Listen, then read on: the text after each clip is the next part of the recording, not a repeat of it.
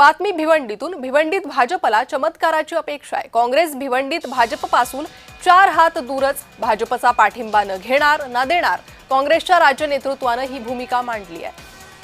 तर काँग्रेसची भूमिका स्पष्ट आहे, त्यामुळे भाजपचं सत्ता स्थापनेचं स्वप्न भिवंडीत पूर्ण कसं होणार याकडे लक्ष आहे।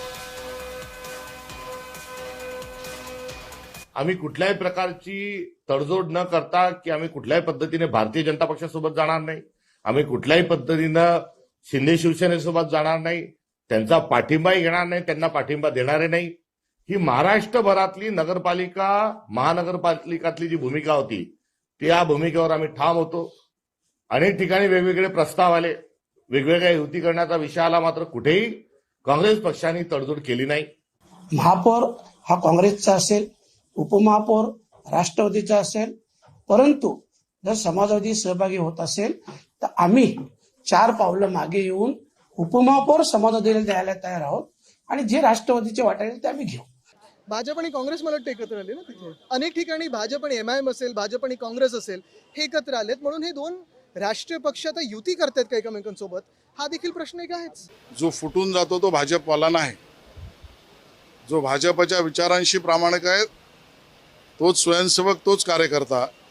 आणि नेमका भिवंडीच्या प्रकरणातली मी माहिती घेईन, पण जो सर्वसाधारणतः आमच्या विचाराशी फारकत घेतो तो भाजपचा नाही, तो भाजप फुटीर म्हणता येणार नाही, तो आम्हाला सोडून बेदखल झालेला आहे असं मी म्हणेन।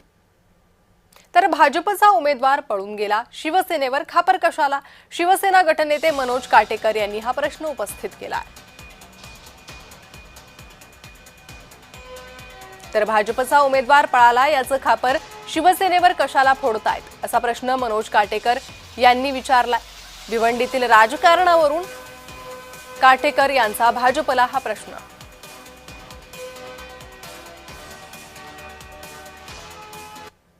लावल्यानंतर भारतीय जनता पार्टीचा 2 गट पडले आणि त्या 2 गटातून एक गट त्यांच्या कॅम्पमध्ये कधी गेलाच नाही।